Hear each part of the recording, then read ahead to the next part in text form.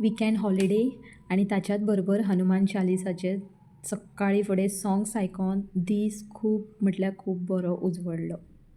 आयज तुळशीचो रोप पळयलो जाल्यार ताच्या भितर जी हरयाळी आसा न्हू ती सकयल पर्यंत देंवत आसा. हरयाळी गणेश मंदिरांतल्यान हाडलेली आनी एक कुंडीन तर जाल्लीच आसा. चड नाटली आनी बरी भरभरून आयली म्हणून तीच काडून हांवें तुळशीच्या कुंडीन लायली. ती देखून बरे भशेन ग्रो जाता. So hello everyone and welcome back again. आयज विकेंड आसल्या कारणान सॅटर्डे आसा ताका लागून PE युनिफॉर्म घातलेलो आसा चेड्याक आनी हे दिसांनी न्हू 3 दीस जाले कंटिन्यू तो PE युनिफॉर्म घालून वयता. ताका विचारलें की PE युनिफॉर्म कित्याक घालता जाल्यार तो म्हणटा की मम्मा आमकां न्हू सकाळीं सकाळीं मॉर्निंग म्हटल्यार सारकीच 7 to 7:30 ताच्या दरम्यान आमकां ग्रावंडाचेर व्हरता आनी आमकां एक्सरसायज मार्च पास्ट हें सगळें शिकयता. सो सगळ्यांच्या स्कुलांनी गायज आतां स्पोर्ट्स डे लागीं येयलो आसतलो आनी ताचीच तयारी चालू आसतली प्रत्येकांच्या स्कुलान. स्पोर्ट्स डे किंवा गॅदरींग बीन लागीं येयल्यार ती जी म्हटल्यार तो जो एक टायम आसता जेन्ना आमी प्रॅक्टिसेक वयता आमचें हॅपिनस एक अलग लेवलानूच आसता. बिकॉज तेन्ना फ्रेंड्स मेळटा दुसऱ्या क्लासीन सपोज दुसऱ्या डिविजनान आसा जाल्यार तांची एक भेट जाता. देन आमकां एक्स्ट्रा फूड मेळटा, वॉटर बॉटल कॅरी करची पडटा आनी असल्या थंडीन ग्रावंडान वचोन ते सकाळचें वत घेवपाक न्हू इतलें बरें दिसता. So I also remember my school days and my sports days. हांव न्हू जायत्या हितून पार्ट घेतालें आनी चडशें न्हू रनिंग रेसान फर्स्ट यो बिकॉज म्हजी हायट आसल्या कारणान न्हू येतालेंच हांव फर्स्ट नाजाल्यार सेकेंड. मॅडल्स तर आतां इतली पडलेली आसा आईन न्हू घरा कडेन व्हरोन दवरली आपल्या चेडवाची म्हणून. एंड देन खोखोची सर्टिफिकेट्स मागीर शॉटपूट लाँग जंप सगळ्या भितन घेतालें हांव पार्ट्स. बट आतां सपोज म्हाका धांवपाक सांगलें जाल्यार तें म्हाज्यान जावपाना बिकॉज लिटरली इफ सपोज हांव second floor not second floor but first फ्लोराचेर देखून स्टेप चडल्यार न्हू फूल म्हाका म्हटल्यार धाप लागता. ते दीस गेले because now we have cross 30 म्हणटकूच ती स्ट्रेंथ आनी ती एनर्जी नासतातूच. सो एक टायम लिमीट आसता त्याच टायमार तें केल्यार न्हू बरें दिसता. वन्स द टायम क्रॉस मागीर आमची लिमिट्स तितली पावना, स्ट्रेंथ तितलो उरना आनी जी म्हटल्यार स्ट्रेंथ भुरग्यापणान आसता न्हू तें मागीर आफ्टर 30 क्रॉस जायना. Coming back to my routine. आयज घरान आसल्या कारणान खुबशें काम हांवें पायलाप करून दवरलेलें. कपडे बी न्हू फूल मशिनान घालपाची तयारीन आहलें हांव बिकॉज जायती न्हू हॉलान डस्टींग करपाची आसली. आयज हांवें चिंतलां की म्हाजो जो हॉल आसा तेजो आयज मेक ओवर करपाचो बिकॉज जी म्हाज्या हॉलान एक एक वस्तू आसा न्हू तांकां आयज बरी डीप ब्रीथ करूनी म्हटल्यार बरो मोकळो स्वास घेवनी. हेजें मिनींग हें आसा की तुमकां हांव सांगीत आसा आमच्या नेबरान आमच्या सरावंडिंगान जितलें कन्स्ट्रक्शन काम चालू आसा न्हू तेजी सगळी धूळ येवन घरान बसलेली आसता. सो प्रत्येक एक वस्तूच्यार पडोन आसा धूळ. कबर्ड्स कशें जाता कपडे भितन आसल्या कारणान कबर्ड बंद आसता सो कपड्यांचें इतलें कांय टेंशन नासता. बट आमी जें कितें लायक हॉलान शोपीस दवरता नाल्यार कितेंय आमचें ओपन आसता TV युनीट जावं सोफा जावं डायनींग टेबल जावं सो ताजोच आयज बारीकसो मेक ओवर तुमच्या बर शेअर करतलें हांव. बट ताज्या पयलीं हें जें कितें आसलें न्हू भायर पुसोन घेवपाचें, रांगोळी घालपाची, बाथरूम आयज बरें वॉश केलें बिकॉज 1 वीक येस आफ्टर 1 वीक हांव वॉश करता. एक्चुली विकली टुवायस हांव केन्नाय म्हाका टायम मेळटा तेन्ना वॉश करता आनी हो जो बेजीन आसा तो 2-2 दिसांनी धुयत आसता. बट आयज मातसो हार्पीक बीन घालून न्हू बरो चकचकीत केलो हांवें बिकॉज डेली यूज जाता त्या कारणान आयज टायमूय आसलो आनी आयज मुडूय बरो आसलो घरांतली ही सगळीं कामां करपाक. कशें आसा न्हू फ्रेंड्स हें हांव जबरदस्तीन करना आनी कोणाच्या बळजबरीन करना. हें म्हाका लायक जाता आनी म्हाका पयलींच्यानूच आवड आसा घरान म्हाजें बरे भशेन दवरपाचें. पयलीं जेन्ना आमी चाळीन रावतालीं न्हू घर खूब बारीक आसतालें आनी एक शोकेस आसताली तितून न्हू बारीक बारीक शोपीस देन ताज्या भितर आयदनां लावपाक मागीर अशें लायक तेन्ना डॉल्स मेळटाले ते बरे भशेन सेट करपाक म्हाका खूब लायक जातालें. आनी हें हांवें आनी कोणा कडल्यान न्हू बट म्हज्या आईचेंच पयलें आनी तेंच म्हणटा तें इनहेरीट जाल्लेलें आसा. सो तेंच हांव न्हू हांगा कितें म्हज्या हॉलान मातशें मेक ओवर करता. एक्चुली खरें सांगो जाल्यार आयज न्हू कोलीन म्हाका खूब इम्पॉर्टंट आसलें बट कोलीन पळयता जाल्यार काबार जाल्लें तेका लागून हो नुस्को हांवें अप्लाय केलो. डेटॉल आहलें म्हाज्या घरान थोडेशें डेटॉल घातलें आनी ताजे भितर उदक घातलें आनी हेंच उदक हांवें यूज केलें म्हाजें सगळें क्लिनींग करपाक. सो हें तुमी पळोवंक शकता हांवें कशा भशेन आयडिया लायली आनी हें हांवें लिक्वीड रेडी केलें. सो आतां आमी स्टार्ट करया. एक म्हटल्यार कॉर्नर घेवया. एक म्हजें फर्निचर आसा तें म्हाका फक्त फक्त डस्टींग करपाचें आसा. So one by one start करून हांव तुमचे बरोबर शेअर करतलें कशा भशेन हांव सगळें डस्टींग करीत आसा तें. So first and the foremost हे म्हाजे शू रॅक कबड आसा जे आमी ऑनलायन मागयल्ले आनी ताज्या भितर जे आमी rarely shoes slippers sandals use करता न्हू ते हे कबडा भितर आसा. सो वयल्या वयर सगळें डस्टींग करून घेतले. भितर कितें कांयच करपाची गरज नासली बिकॉज 2 दीस पयलीं ते सगळे भितरले सेट करून घेतलेले.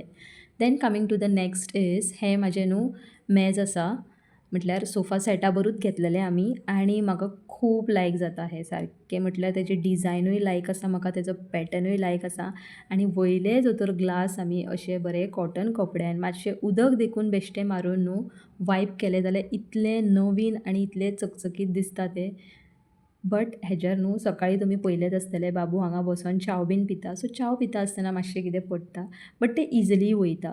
हें एक बरें आसा पॉयंट की तें इजिली वयता.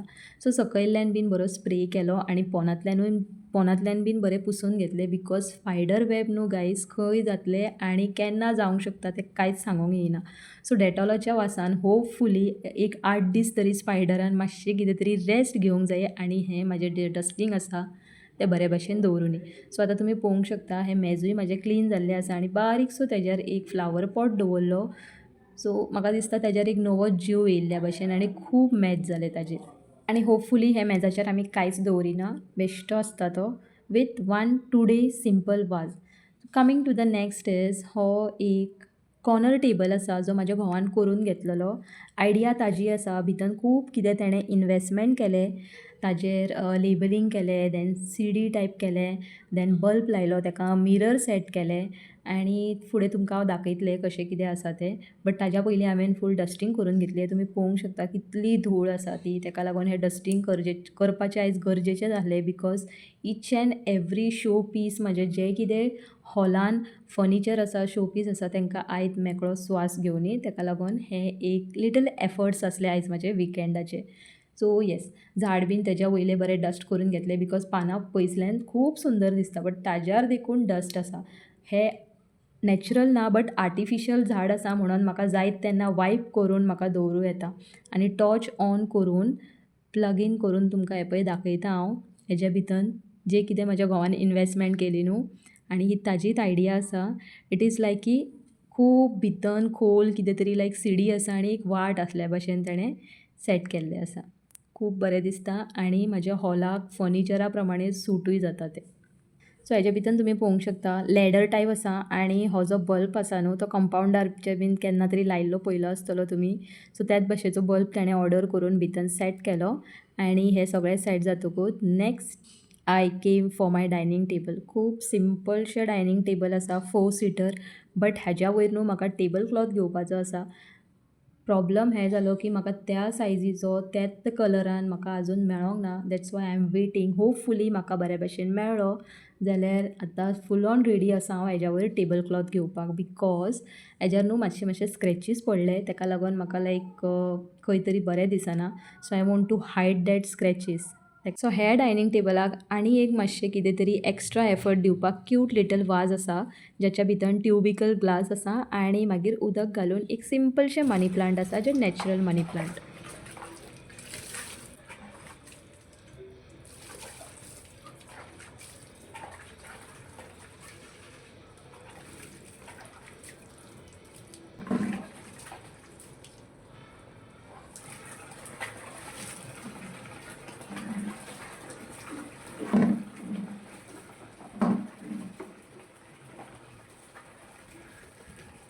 ह्या भशेन आमी डे टू डे जेवणाची युटेन्सिल्स वापरता तातूंत जेवता आनी मागीर ती बरे भशेन धुवन आमी परतून रियूज करता. तेच भशेन हे जे कितें बाथरुमान बकेट्स जावं टूल्स जावं नाजाल्यार मग आनी खूब कितें आसता बाथरुमान सो ते बीन हांवें सगळे वॉश करून घेतले आनी 1 बाय 1 बाल्कनीन सेट केले सो दॅट हे बीन क्लीन जावनी. कशें आसा in Goa we face with little of hard water ताका लागून खाऱ्या उदकाचे न्हू जे डाग पडलेले आसतात तातूंतूच आमची buckets then walls and all खूब घाण दिसता.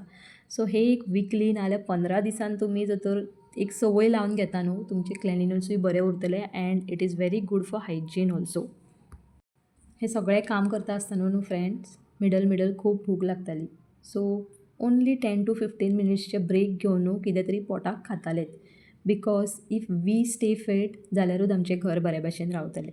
सो next I have came to my T V unit. But ताज्या पयलीं न्हू म्हाका थोडेशें म्हज्या फ्रेंड्सांचें नांव घेवपाचें आसा जेंच्यांनी म्हाका भरभरून कमेंट्स दिल्ले आसा. So one of my friend Shriram KN 9947 तो ऑर ती खबर ना म्हाका, बट अशें म्हणटात की hi dear, your vlog is too good, can you show me your cat pictures, I have not seen her, take care and lots of love. So Shriram, thank you very much for your very very very nice comment. I appreciate your comment, but yes I don't have picture of my cat. आनी म्हाका अशें दिसता की स्लोली आमी ताका विसरोंक करता. येस, खंय तरी आमकां फूल आख्ख्या होल डेन एक उगडास येतात, बिकॉज ते जेन्ना आमी खंयच्यानूय येता आसतना मेन डोराची चावी देखून आमी घातली, मागीर ताका दाराचो आवाज येतकूच फूल मेन डोराचेर येवन रावताले ते. आमकां उगडास येता ना अशें ना, but we want to come out of it. So we are trying for it. That's why I don't want to share her picture. So sorry for that. आनी एकटे फ्रेंड म्हाका कमेंट करता, अंकिता नायक, की hey dear, what type is your dosa tawa, please share. So Ankita Nayak, thank you for your lovely comment. I have already share what type of dosa tawa I am using. आणि Shubha Regi, thank you very much for being connected from day 1 till now. So please connected रावा. And one more comment जें हांव confuse आसा, gamer tube 9347, I don't know who is she or he, but म्हाका अशें दिसता की ल्हानसो भुरगो आसतलो जो म्हाका कमेंट करता PP cap secret. So please मातशें इलॉबरेट कर हेजें मिनींग कितें तें म्हाका खऱ्यांनीच कळोंक ना. May be you are young and I have cross some ages, so ताका लागून म्हाका कांय कळना तुका कितें रिप्लाय दिवं तें. So yes, thank you very much. आनी अशेंच कमेंट करीत रावा, तुमकां हांव रिप्लाय दीत रावतलें. सो हॉलाचो म्हाजो मेकओवर सगळो जाल्लो आसा, फूल डस्टींग जाल्ली आसा. आनी वन बाय वन हें एक काम घेतकूच न्हू कामां घरांतली इजिली जाता. अशें केन्नाच करप न्हू की सगळेंच काम हांव आयजूच करतलें.